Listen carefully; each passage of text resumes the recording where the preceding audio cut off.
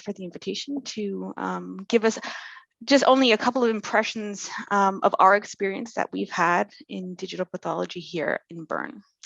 So I'd like to focus in this only very short time on several things. First, on how we got started, and especially how we went about scanner testing, and then also mention briefly some challenges that we currently have, and give a little bit of insight on how we tested different algorithms for KI67 evaluation.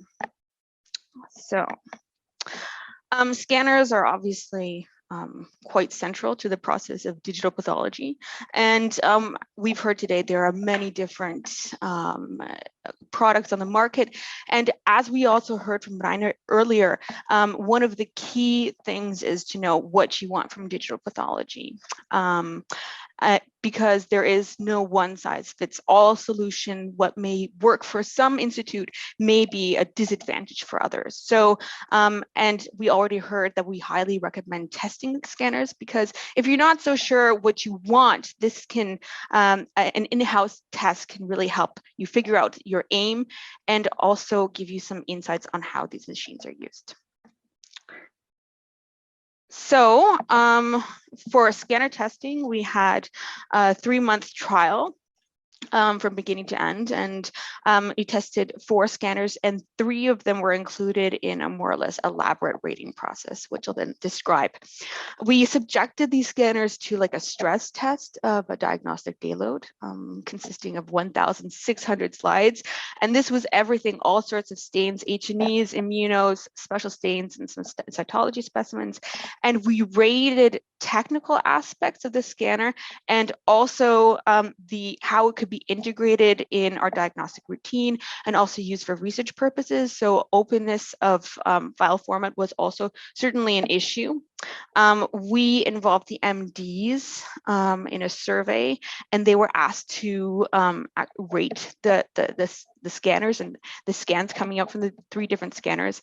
And we also asked the lab staff on how they felt about certain workflow related aspects and handling of the actual machines. So the technical features that we were interested in are kind of basic tissue recognition, scan times, rescan rates for whatever reasons, and very important was the issue of scanner interruptions and how these were handled, and also how the vendors handled these issues as well, and of course file size. So we had a point system. So 1 point was given if a particular item was not fulfilled according to our expectations, and if it was partially fulfilled, the scanner was awarded 5 points and 10 points if we were then fully satisfied. So the MDs got a more or less extensive survey and were asked to judge images coming out of the 3 scanners side by side in comparison, and also give kind of like a general impression on each scanner. And they were also asked many different other questions about digital pathology in general. So that gave us some very interesting insights as well. Also, we felt it was very important to involve our lab staff at an early point, because I mean, these are going to be the people who are scanning all day. They're using machines. So they need to be happy with them. We feel that they are really important to this decision-making process. So they were asked to rate how they felt about the loading of racks, how intuitive the scanners and the software were, and if something did go wrong, how troubleshooting could be managed at their level. So we had a global score. And we gave the technical aspects and the workflow related aspects and the medical perspective each the same weight. And from that, it was actually quite clear that scanner B was going to be the best fit for our institution. So let's say you have your scanner or you have your scanners, and the next step is to figure out how you're going to get this in your lab and put this in your routine workflow. So we've already heard a little bit about this. Our lab is designed according to lean principles. So you can see the red arrows here. They take you basically through the flow of a certain specimen throughout our pathology or histology lab. So the best place to put the scanners was going to be in the area of sorting of slides. Because that's where they are then distributed to the MDs on a batch related basis. So this batch related process is also how we chose to go about scanning for routine. We work with 2 different scanners for diagnostic routine, and we wanted to see if there were any differences in performance, especially when it comes to one of the classic pitfalls of diagnostics on digital slides, namely microorganism detection. So one of the most frequently detected microorganisms is going to be Helicobacter pylori. So we compared Giemsa stains from the 2 different scanners. And it was interesting to see that at 20x, one scanner really outperformed the other in terms of diagnostic security as judged by the pathologist. But as soon as you got up to 40x, both scanners actually did perform quite similarly. So one of the important lessons for us was to scan the Giemsa stains at 40x if we're going to do digital pathology or digital diagnostics on gastric biopsies. So right now we are dealing with some additional challenges, and they sound all very small and perhaps even petty, but together they make a world of difference, and in our opinion, really should not be underestimated.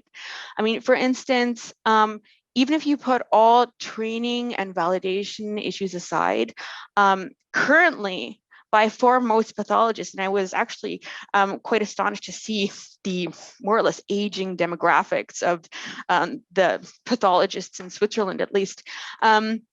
Most of us have years, or if not decades, of routine working with glass slides and working at a conventional microscope. So we're actually really fast at this, or at least we think we are.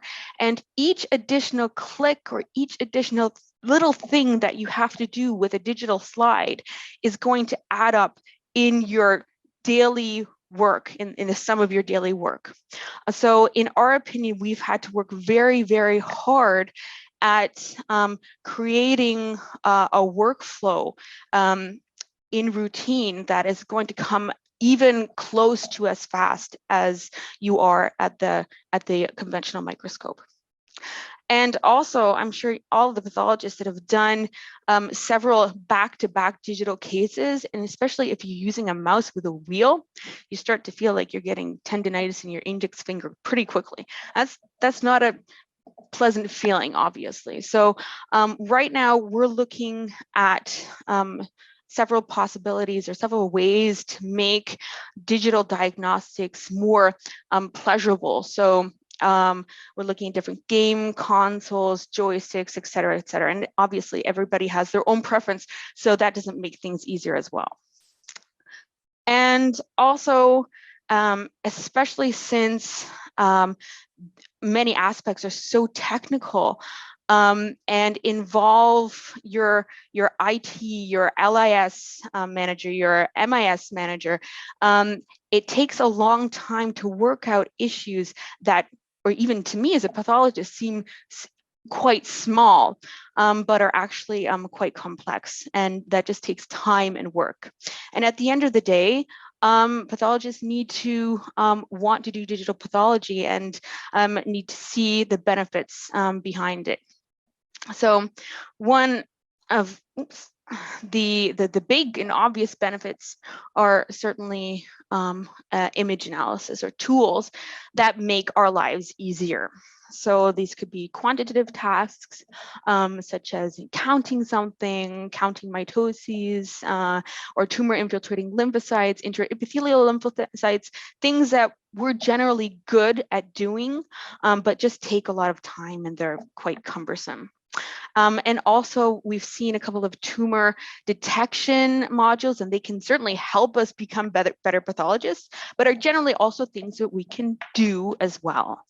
And then there are more fancy applications that we've heard of and that are certainly also up and coming, like predictions of molecular subtypes, survival, or response to therapy. So in these last couple minutes, I'll just talk a little bit about how we compared different Ki-67 algorithms in breast cancer. And so we had 96 cases of breast cancer biopsies, and we had a region of interest. And in that region of interest, the ground truth was annotated. And that was then compared to eyeballing by 2 pathologists in that region of interest, and also to the value derived from reports from the LIS. So that was most likely not in that same area.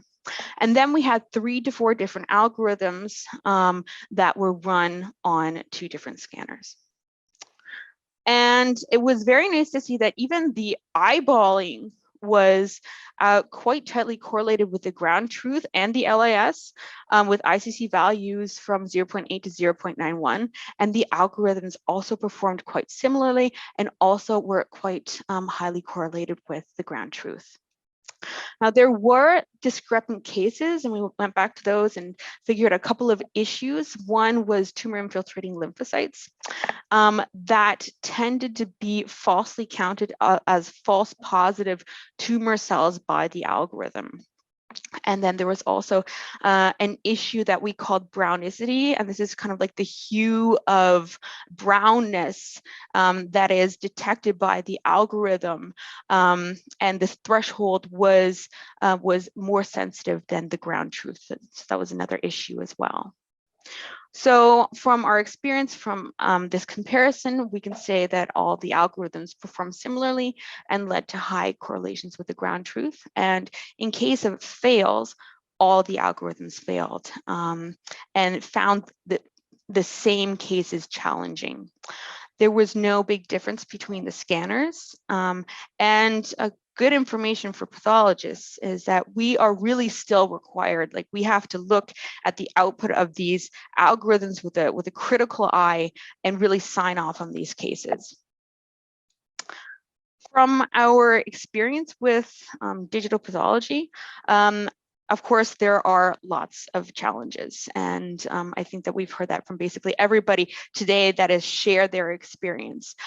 We found that it was beneficial to involve all stakeholders from the beginning, and also to know your goals, know what you want, and also perhaps try to anticipate what's up and coming, what you may need in the future, because the last thing you obviously want to do is invest a lot of time and money in a product that you won't use. And the most simple way and the most easy way is probably also the best way. And even though so many things are complex, incredibly complicated for the end user, they really have to be very simple and easy, because what's simple and easy is fun. And we want to make this a good experience for everybody. Yeah, so that's it for me. Thank you very much for your attention. And also, I'd just like to mention our digital pathology team, and we work very closely with the members of our histology lab, and also have students that help us out with tedious tasks such as ground truth annotations and so on and so forth. Thanks a lot, Heather. So if you have any questions for Heather, just pop them please into the chat, but there will be a discussion session then afterwards after our third speaker. So I hand it over to Norman, please, for the next talk. Yeah, thanks, Inti. So our next speaker